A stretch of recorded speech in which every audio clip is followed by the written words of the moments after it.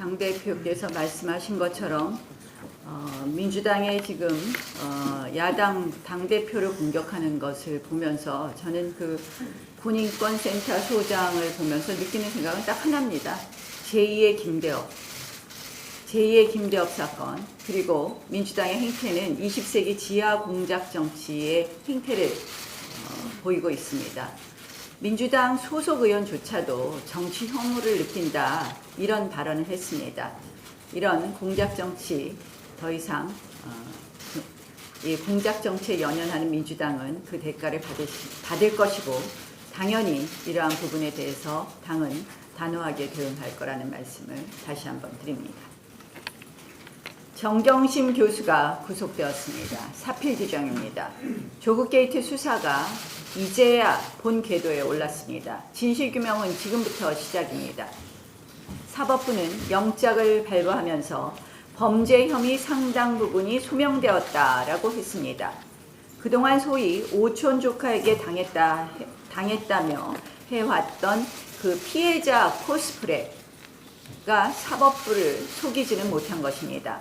표창장 위조를 둘러싼 사문서 위조 혐의를 넘어서 사모펀드 관련 혐의의 당사자임을 사법부도 인정했습니다.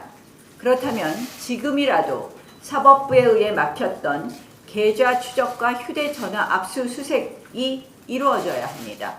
추가 증거인멸 정황도 확보해서 죄를 물어야 합니다. 이제 검찰은 눈치 볼 것도 주저할 것도 없습니다. 이 게이트의 몸통, 조국 수석의 수사는 당연한 수순입니다. 정 교수 구속으로 대충 이 사건을 마무리 짓겠다는 생각은 절대 안 됩니다. 검찰이 억울한 조국 일가를 무리하게 수사한다며 이래서 검찰개혁하고 공수처 만들고자 했던 청와대와 여당입니다. 이제 사법부마저 혐의를 인정하니 산속의 절간이 되고 말았습니다. 명백한 위법 행위가 확인되지 않았다. 의혹만으로 임명하지 않으면 나쁜 선례가 될 것이다. 문재인 대통령, 그 말 어떻게 책임지실 건지 문재인 대통령 이 부분에 대해서 다시 한번 국민에게 사과해야 된다고 요구합니다.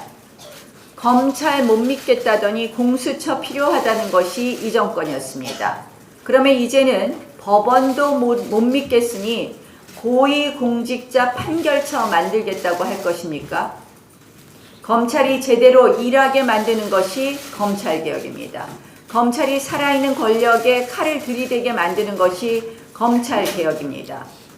결국 그 핑계로 친문 은폐처, 반문 보복처를 만들려는 정권의 속셈, 이제 국민들께서 하나 둘씩 알아차리고 계십니다.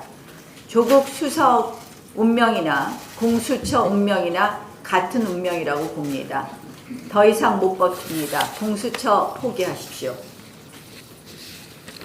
평양 무관중 무중계 황당 축구에 이어 이번에는 우리 금강산 관광시설까지 철거당하게 생겼습니다. 눈뜨고 코 베인다라는 속담이 딱 맞습니다. 이런데도 개성공단 금강산 관광 재개를 말하는 것은 소름 끼치는 짝사랑이 아닐 수 없습니다. 그 굴욕이 왜 우리 국민 몫인지 화가 납니다. 충동적으로 우리 시설과 재산을 손대는 북한 정권은 그렇다 칩시다. 도대체 문재인 정부는 어떤 생각을 가지고 있는 것입니까? 대화 재개의 계기로 볼 수 있느냐는 질문에 청와대 측은 부인하지 않겠다라고 얘기했습니다. 이렇게 협박을 받고도 대화 재개로 이해할 수 있는지 정말 황당하고 기가 막힌 해석입니다. 여당 의원은 금강산 관광시설이 낡기는 낡았다며 애써 합리화해주기도 했습니다. 이런 결론을 내릴 수 있는 이 집권 세력의 친북 알고리즘이 정말 놀라울 뿐입니다. 이 와중에도 DMZ가 스페인 산티아고 같은 길처럼 됐으면 좋겠다. 밑도 끝도 없는 낙관론을 되풀이하는 대통령, 수천억 쏟아부은 기업의 애타는 심정은 보이지 않습니까? 평양 축구 테러에 대해서도 묵묵부답, 금강산 관광시설 부수겠다고 해도 묵묵부답, SLBM을 쏘아도 묵묵부답. 북한 정권의 앞에 서면 작아지다 못해 아예 보이지도 않는 문재인 정권입니다. 야당한테는 그렇게 화도 잘 내시던데 북한에게 반만 하십시오. 반만. 북한이 만약 금강산 관광시설 철거를 강행할 경우 이를 우리 재산권의 침해로 규정하고 북한의 책임을 공식화하는 조치를 국회에서 강구해 보도록 하겠습니다.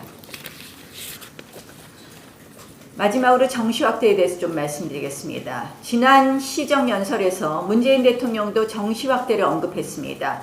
이미 앞서 자유한국당은 정시 확대를 주장했고 아예 정시 비율을 50% 이상으로 하자는 개편안을 당론으로 채택했습니다.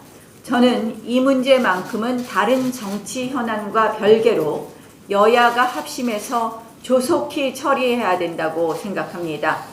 여당도 정시 확대에 긍정적인 견해를 가진 것으로 압니다.